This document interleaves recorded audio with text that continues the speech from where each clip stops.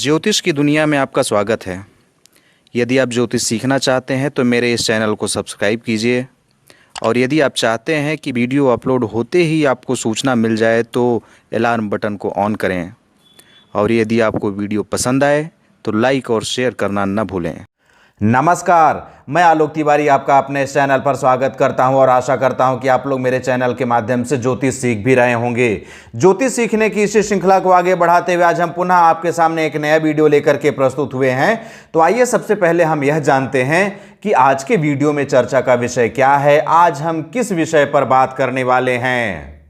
प्रस्तुत है आज के वीडियो में चर्चा का विषय केंद्राधिपति दोष। जी हां, आज हम इसी के बारे में संपूर्ण जानकारी प्राप्त करेंगे कि केंद्राधिपति दोष क्या होता है, कब बनता है, इसके क्या दुष्परिणाम होते हैं, इससे बचने का क्या क्या उपाय हो सकता है। इस तरह की संपूर्ण जानकारी आज के वीडियो में आपके सामने प्रस्तुत की जा रही है, इसलिए इस वीडियो में आप अंत तक बने रहिए।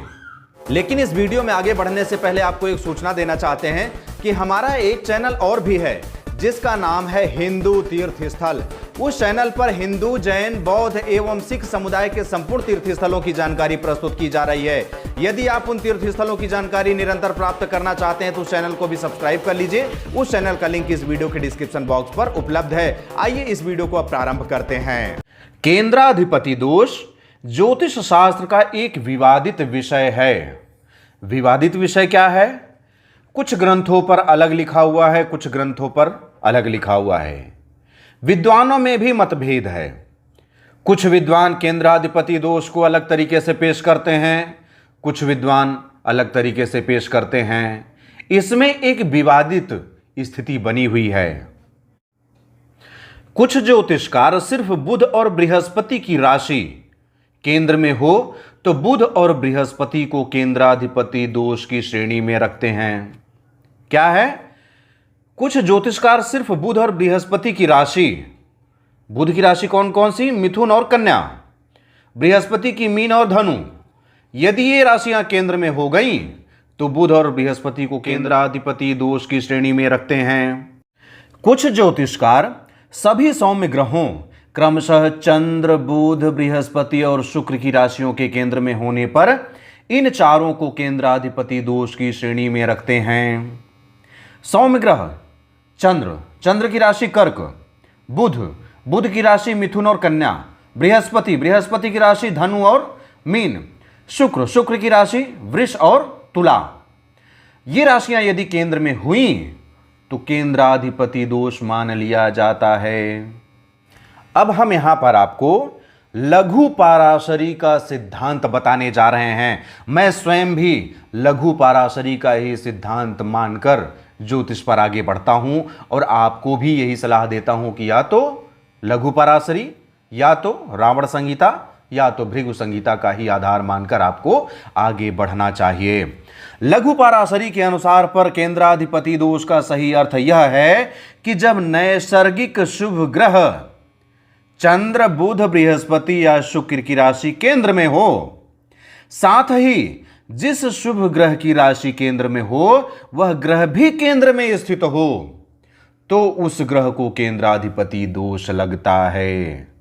यहां पर बहुत अच्छे से समझिएगा कि लघु पराशरी में क्या बोला गया है। जब नैसर्गिक शुभ ग्रह चंद्र, बुध, बृहस्पति और शुक्र इनकी राशि केंद्र में हो, यहां पर तो यह बताया जा रहा था कि केंद्र में हो, अर्थात सौम्य ग्रह या शुभ ग्रह की राशि केंद्र में हो तो केंद्राधिपति दोष लग जाता है। लेकिन लघु पराशरी में क्या कहा गया है कि नैसर्गिक शुभ ग्रह की राशि केंद्र में हो, साथ ही जिस शुभ ग्रह की राशि केंद्र में हो, मान लीजिए मिथुन को हम ले लेते हैं। मिथुन केंद्र में है और बुध देवता उसके स्वामी हैं। तो जिस ग्रह की राशि केंद्र में हो, अर्थात बुध की राशि केंद्र में हो और बुध अर्थात वह ग्रह भी केंद्र में स्थित हो, मिथुन राशि केंद्र में है और बुध देवता भी केंद्र में ही बैठ जाएं, तो उस ग्रह को केंद्राधिपति दोष लगता है। ऐसा नहीं है कि इनकी राशियां तो केंद्र में हैं लेकिन ये ग्रह बाहर हैं तो केंद्राधिपति दोष लग जाएगा। ऐसा नहीं होता है। इनकी राशियां भी केंद्र में हो और जिस ग्रह की राशि केंद्र में है वह ग्रह भी केंद्र में ही स्थित हो, तभी उस ग्रह को केंद्राधिपति दोष लगेगा, अन्यथा नहीं लगेगा। यह बात आपको भली भांति समझ लेना चाहिए। यह दोनों अपवाद हैं, आपको लघु पराशरी का सिद्धांत लेकर के चलना पड़ेगा। अब आपको लगेगा कि जब दोनों अपवाद है तो क्यों लिख दिए? हम इसलिए लिख दिए कि YouTube पर बहुत सारी ऐसी जानकारियां उपलब्ध कराई गई हैं जहां पर इन्हें प्रधानता दिया गया है। इसलिए आप अपने मन में यह भ्रम न पाल लें कि कहीं ऐसा तो नहीं है, कहीं ऐसा तो नहीं है, और यहां पर पंडित जी ऐसा बता रहे हैं। इसलिए मैं इसे आपके सामने प्रस्तुत किया कि आपको इन्हें न मान करके, अर्थात इस पॉइंट को न मान करके इस पॉइंट को मानना होगा और केंद्राधिपति दोष का फलादेश जारी करना होगा। केंद्र भाव कुंडली के सबसे शुभ और शक्तिशाली भाव माने जाते हैं। कुंडली के 4 ऐसे भाव हैं, प्रथम, चतुर्थ, सप्तम और दशम। ये 4 ऐसे भाव हैं जो कुंडली के लिए सबसे अधिक शुभ फलदायक होते हैं और सबसे अधिक शक्तिशाली भी होते हैं। केंद्र में किसी शुभ ग्रह की राशि हो और स्वयं वह ग्रह भी केंद्र में ही बैठा हो तो वह अति उत्साही हो जाता है, उसका उत्साह बढ़ जाता है, उसके अंदर थोड़ी सी घमंड आ जाती है। कैसे? आप अपने मोहल्ले की बात करें तो आपके मोहल्ले में 4 ऐसे घर हैं जो बहुत प्रतिष्ठित हैं, बाकी सभी ग्रह थोड़ी सी निम्न कैटेगरी के हैं। तो जो 4 प्रतिष्ठित घर हैं वे 4 घर के स्वामी उन्हीं 4 में से किसी एक घर में बैठे होंगे तो उनको अपना आत्मसम्मान बढ़ा हुआ दिखेगा। लेकिन उन 4 के बाहर यदि अपने से निम्न लोगों के यहां जाकर के बैठेंगे तो उन्हें थोड़ा सा अपमान जैसा लगेगा। यही काम यहां पर भी हो रहा है कि केंद्र का स्वामी स्वयं केंद्र में ही बैठा हो तो वह उत्साही हो जाता है, उसके अंदर थोड़ा सा घमंड आ जाता है। उस ग्रह के अंदर एक घमंड आ जाता है कि मैं सबसे ताकतवर हो गया हूं, सबसे अधिक ताकत मेरे पास ही है, क्योंकि मुझे केंद्र का स्वामित्व भी मिला है और केंद्र में ही बैठा हुआ भी हूं। और यही घमंड उसके लिए हानिकारक हो जाता है। घमंड जब भी आता है लोग उस घमंड के मद में अपने आप को ही नष्ट कर डालते हैं, अपनी छवि खराब कर डालते हैं। अहंकार, घमंड कभी किसी का सार्थक नहीं होता है, चाहे वह मानव हो, चाहे वे देवता हो, चाहे वे कोई ग्रह ही क्यों ना हो। इसलिए अपने जीवन में कभी घमंड नहीं करना चाहिए। यदि आप किसी उच्च पदवी पर आ भी जाते हैं तो आपको निम्न बन करके ही रहना चाहिए। इससे आपका मान सम्मान सदैव बना रहेगा और आप उस उच्चता को प्राप्त करते रहेंगे। लेकिन यदि आपके अंदर घमंड आ गया तो लोग आपका साथ छोड़ने लगेंगे, और जब आपका साथ छोड़ने लगेंगे तो आपकी उच्चता किस काम की? आपको कौन पूछेगा? सब तो आपका साथ छोड़ करके जाने लगे। इसलिए घमंड कभी मत कीजिएगा। जिस ग्रह की राशि केंद्र में हो, अच्छे से समझिएगा, जिस ग्रह की राशि केंद्र में हो तथा वह ग्रह स्वयं भी केंद्र में हो तो वह ग्रह बाहरी दुनिया से अपरिचित हो जाते हैं। इनकी शक्ति केंद्र तक ही सिमट कर रह जाती है। कोई ऐसा ग्रह जिसकी राशि केंद्र में बैठी हो और वह ग्रह भी केंद्र के 4 में से किसी भी एक स्थान पर बैठ जाए तो वह ग्रह बाहरी दुनिया से अपरिचित हो जाता है। बाहर क्या हो रहा है उसको कोई लेना देना नहीं, वह तो केंद्र में बैठ गया है, बीच में जाकर के बैठ गया है। आसपास गली मोहल्ले में क्या हो रहा है घर से निकलना ही नहीं है, क्योंकि घमंड आ गया है उसके अंदर। जब घर से निकलना ही नहीं है तो कैसे पता चलेगा कि आसपास क्या हो रहा है? और इनकी शक्ति घटकर सिमटकर केंद्र में ही सीमित हो जाती है। बाहरी दुनिया में इनके शक्ति का प्रदर्शन बिल्कुल भी नहीं हो पाता है, अर्थात इनकी शुभता में कमी आ जाती है। कैसे शुभता में कमी आएगी? यदि आप अपने घर से निकलेंगे, मोहल्ले वालों से मिलेंगे, तब तो वे आपको अच्छा आदमी समझेंगे, आपको नेक इंसान समझेंगे। जब आप अपने घर में ही बैठे रहेंगे, अपने घर में ही बैठे बैठे अपने ताकत की आजमाइश करते रहेंगे, बाहरी दुनिया से अर्थात अपने मोहल्ले वालों से, अपने गांव वालों से मिलेंगे ही नहीं, तो मोहल्ले वाले आपको जानेंगे कैसे? जब जानेंगे नहीं तो आपके प्रभाव को कैसे समझेंगे? जब आपके प्रभाव को नहीं समझेंगे तो आप उनके ऊपर कैसे प्रभाव डाल पाएंगे? यही बात होती है कि जब प्रभाव कम हुआ तो शुभता कम हो गई। शुभ ग्रहों की शुभता कम हो जाना ही केंद्राधिपति दोष कहलाता है। जी हां, किसी शुभ ग्रह की शुभता कम हो गई तो दोष लग गया, क्योंकि वह शुभ नहीं रह पाया ना। और कौन केंद्राधिपति क्यों कहला गया? केंद्र के स्वामी हैं इसलिए केंद्राधिपति, केंद्र के अधिपति हैं, केंद्र के अधिपति हैं इसलिए केंद्राधिपति दोष लगा। केंद्र के स्वामी को दोष लगा ना। जब केंद्र के स्वामी को ही दोष लग गया इसलिए केंद्राधिपति दोष कहला गया। किसी भी शुभ ग्रह की शुभता कम हो जाना ही केंद्राधिपति दोष कहलाता है। अब आप भली भांति से समझ चुके होंगे। विशेष जब आप केंद्राधिपति दोष का अध्ययन कर रहे होंगे या केंद्राधिपति दोष का फलादेश कर रहे होंगे तो कुछ बातों का ध्यान रखना पड़ेगा। केंद्राधिपति दोष सिर्फ शुभ ग्रहों पर ही लागू होता है। जितने भी शुभ और सौम्य ग्रह होते हैं उन्हीं के ऊपर केंद्राधिपति दोष लगेगा। क्रूर ग्रह, पापी ग्रह के ऊपर नहीं लगेगा। पाप ग्रहों पर केंद्राधिपति दोष लागू नहीं होता है। अब यहां पर एक बात और बता देना चाहते हैं कि लघु पाराशरी में सौम्य ग्रहों, जो नैसर्गिक सौम्य ग्रह हैं, चंद्र, बुध, बृहस्पति और शुक्र, इन्हीं को केंद्राधिपति दोष के अंतर्गत रखा गया है। लेकिन आपको एक बात और बता देना चाहते हैं कि चंद्रमा भी पक्ष विशेष पर अशुभ फलदायक हो जाता है, मारक की श्रेणी में हो जाता है। उस स्थिति में चंद्रमा के द्वारा केंद्राधिपति दोष नहीं बनता है। लेकिन यहां पर मैं आपको इसके बारे में डिटेल नहीं बता सकता क्योंकि लंबा हो जाएगा। इसके बारे में अर्थात चंद्रमा के पक्ष विशेष पर अशुभ हो जाने की सारी जानकारी हमारे चैनल पर पिछले कई वीडियो पर बताई जा चुकी है, उसे देख करके आप समझ सकते हैं। ज्योतिष के एक मतानुसार कोई भी ग्रह केंद्र में होने पर अपना नैसर्गिक स्वभाव त्याग देता है। कोई भी ग्रह यदि केंद्र में बैठा होता है तो वह अपना नैसर्गिक स्वभाव त्याग देता है। शुभ ग्रह अपनी शुभता, क्रूर ग्रह अपनी क्रूरता तथा पापी ग्रह अपना पापत्व त्याग देता है। ध्यान रखिएगा, जब कोई शुभ ग्रह केंद्र भाव में बैठता है तो अपनी शुभता कम कर देता है, क्रूर ग्रह अपनी क्रूरता कम कर देता है, पापी ग्रह अपना पापत्व त्याग देता है। लेकिन इसका तात्पर्य यह नहीं है कि शुभ ग्रह पापी और पापी ग्रह शुभ फल प्रदान करने लगेंगे।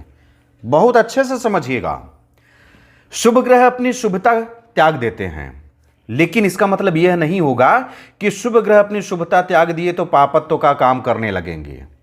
वे रहेंगे शुभ ही, लेकिन जितनी मात्रा में शुभ परिणाम प्राप्त होने थे उतनी मात्रा में प्राप्त नहीं होंगे।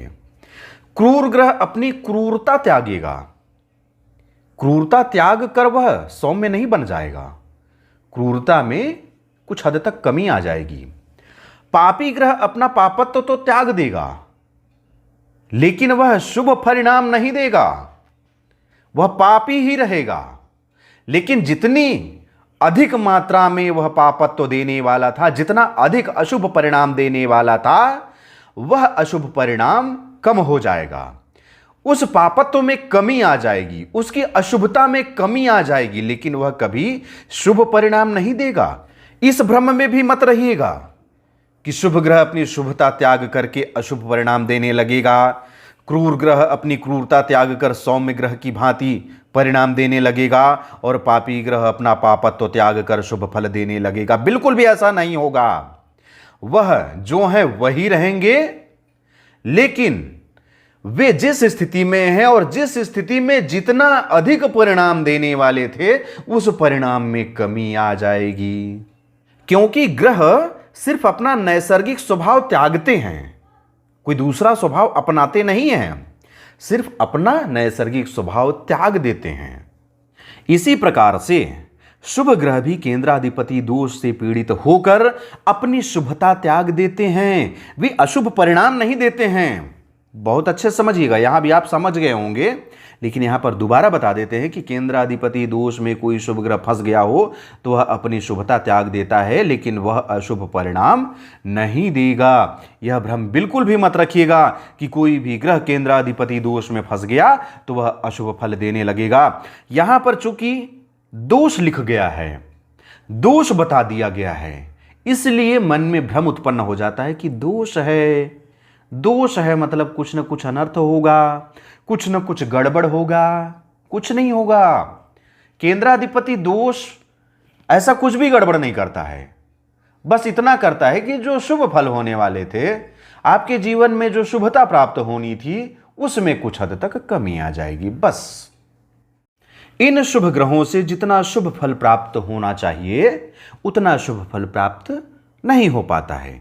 जो भी ग्रह केंद्राधिपति दोष से पीड़ित हो जाते हैं, उन ग्रहों से जितनी अधिक मात्रा में आप उम्मीद कर रहे थे कि हमें खूब सारा शुभ फल प्राप्त होने वाला है, लेकिन जब आप उस स्थिति तक पहुंचेंगे तो आपको लगेगा कि यह शुभ स्थिति तो फलित ही नहीं हो रहा है।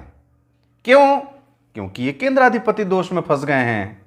जितना अधिक मात्रा में उन्हें शुभ फल देना चाहिए था, उतना अधिक मात्रा में वे शुभ फल नहीं दे पा रहे हैं। बस इतनी सी बात है। केंद्राधिपति दोष भंग। जी हां, केंद्राधिपति दोष बनने के नियम तो आप देख लिए। उन नियमों के बाद भी कुछ ऐसी स्थितियां हो जाती हैं जहां पर आपको तो लगेगा कि केंद्राधिपति दोष बन रहा है, लेकिन वह भंग हो चुका रहता है। कैसे भंग हो जाता है? वह कौन सी नियमावली है जिसके अंतर्गत केंद्राधिपति दोष भंग हो जाता है? कोई भी ग्रह जब स्वयं की राशि में स्थित हो तो वह उस भाव का प्रबलता से परिणाम देता है, अतः उसे केंद्राधिपति दोष नहीं लगता है। जब भी कोई भी ग्रह अपनी स्वयं की राशि में बैठ जाए तो स्वयं की राशि क्या हुई? उसका स्वयं का घर हुआ। जब वह स्वयं के घर में बैठेगा तो अपने घर की उन्नति तो चाहेगा ही, तो अपने ही घर में बैठेगा तो वह अधिक शुभ परिणाम देगा, उसकी प्रबलता को बढ़ा देगा। उससे जो शुभ फल प्राप्त होने थे उस परिणाम में वृद्धि हो जाएगी। प्रबलता से परिणाम प्राप्त होगा, अधिक मात्रा में परिणाम प्राप्त होगा। जब अधिक मात्रा में परिणाम प्राप्त होने लगे तो केंद्राधिपति दोष का तो नामो निशान गायब हो गया ना, अतः उसे केंद्राधिपति दोष नहीं लगता है। जब क्षीण चंद्रमा अर्थात कृष्ण पक्ष का चंद्रमा हो तो वह पापी ग्रह की श्रेणी में आ जाता है। ऐसे में केंद्राधिपति दोष लागू नहीं होता है। क्षीण चंद्रमा किसे कहा जाता है? जब चंद्रमा की कलाएं कम दिखने लगती हैं, और यह कम कब दिखने लगती हैं? कृष्ण पक्ष की अष्टमी से लेकर शुक्ल पक्ष की अष्टमी तक चंद्रमा की कलाएं आधे से भी कम दिखाई देती हैं, वही क्षीण चंद्रमा कहलाता है। जब ऐसी स्थिति होती है तो चंद्रमा भी पाप ग्रह की श्रेणी में आ जाता है। ऐसे में केंद्राधिपति दोष लागू नहीं होता है। क्यों लागू नहीं होता है? यह इसलिए लागू नहीं होता है कि केंद्राधिपति दोष ऐसा दोष है कि यह सिर्फ शुभ ग्रहों के ऊपर ही लागू होता है। जब कोई ग्रह अशुभ फलदायक हो जाता है, पापी हो जाता है, मारक हो जाता है, वह तो स्वयं ही मारक हो गया, तो केंद्राधिपति दोष का तो कोई मतलब ही नहीं हुआ। तो ध्यान रखिएगा कि जब चंद्रमा क्षीण हो तो वह पापी ग्रह की श्रेणी में आ जाता है। ऐसी स्थिति में चंद्रमा को केंद्राधिपति दोष नहीं लगेगा, यहां पर केंद्राधिपति दोष लागू नहीं होगा। चंद्रमा केंद्र में स्वराशिस्थ या उच्च राशिस्थ हो तो उत्तम फल प्रदान करता है, अतः केंद्राधिपति दोष नहीं लगता है। चंद्रमा केंद्र में हो और चंद्रमा की राशि अर्थात कर्क भी केंद्र में ही हो, और चंद्रमा स्वयं की राशि में बैठे हो या उच्च राशि होकर के केंद्र भाव में बैठे हो, तो ये उत्तम फल प्रदान करते हैं। ऐसी स्थिति में केंद्राधिपति दोष नहीं लगता है, केंद्राधिपति दोष भंग हो जाता है। बुध, बृहस्पति और शुक्र जब केंद्र में स्वराशिस्थ या उच्च राशिस्थ हों तो पंच महापुरुष योग बनता है। ऐसे में केंद्राधिपति दोष भंग हो जाता है।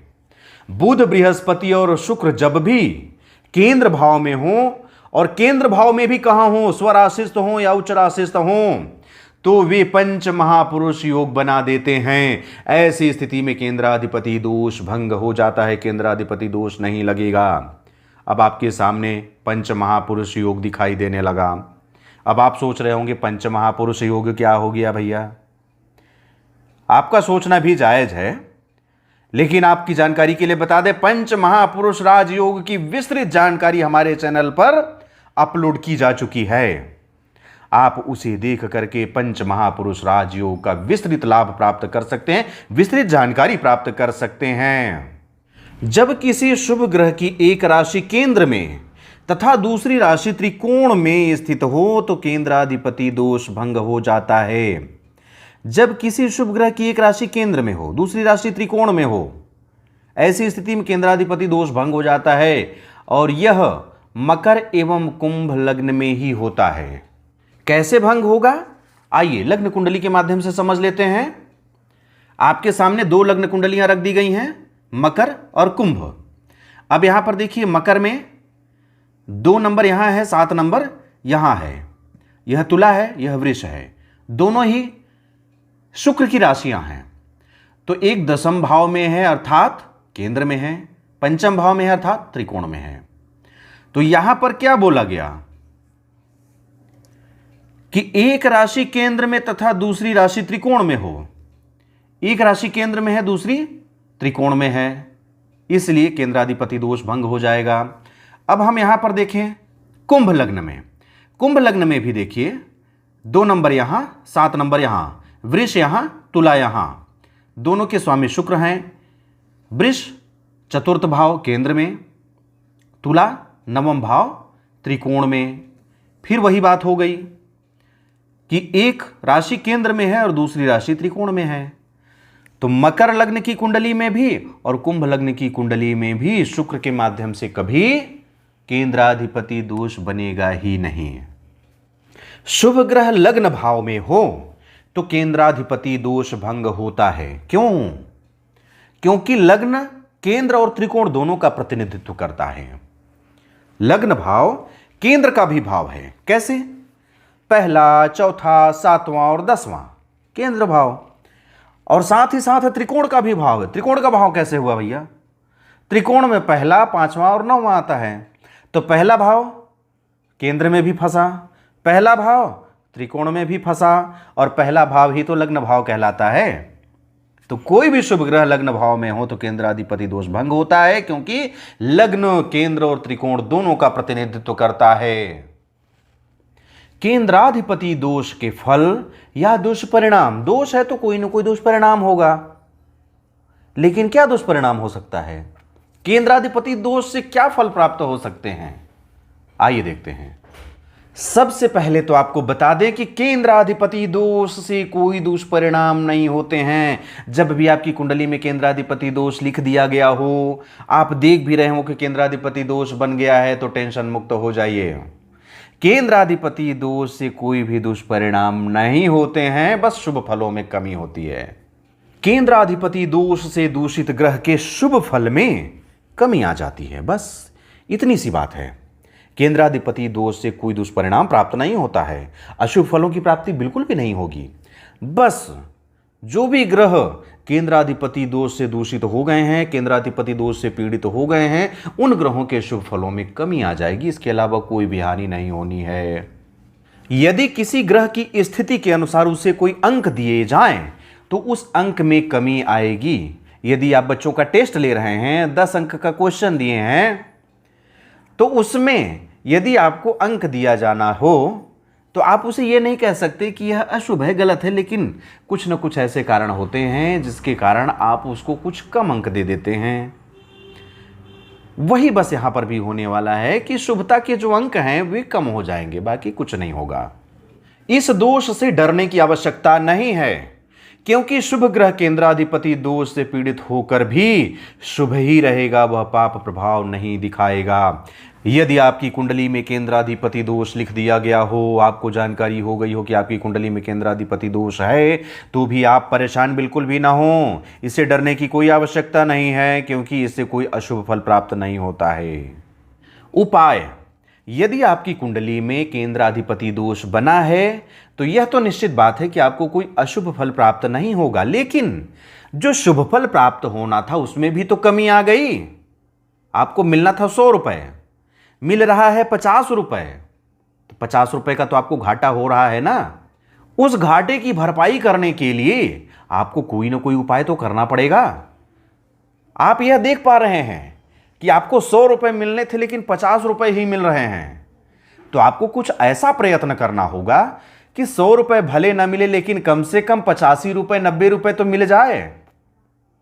यह सत्य बात है कि केंद्राधिपति दोष से पीड़ित ग्रह से 100% लाभ प्राप्त नहीं हो सकता है, लेकिन यदि आप उपाय करते हैं तो 50 के बजाय 80-90 अंक तक 80-90 रुपए तक प्राप्त कर सकते हैं। इसलिए आपको केंद्राधिपति दोष से पीड़ित ग्रहों के लिए कोई न कोई उपाय करना पड़ेगा।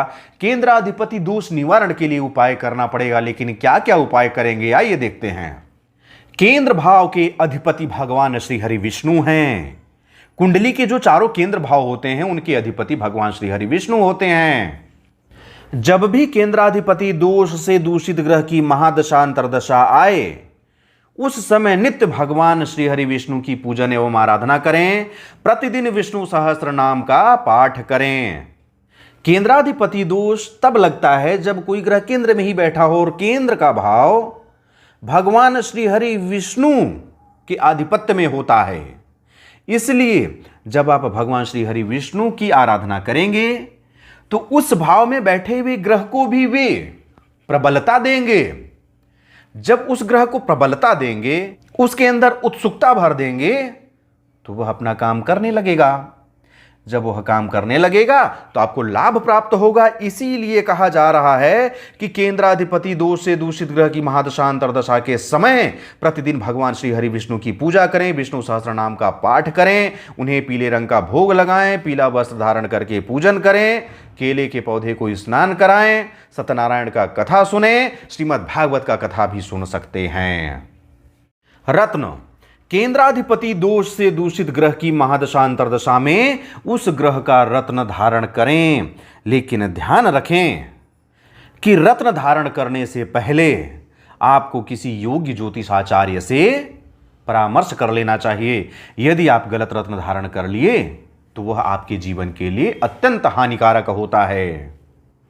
बीज मंत्र केंद्राधिपति दोष से दूषित ग्रह की महादशा अंतरदशा में उस ग्रह के बीज मंत्र का जाप करें।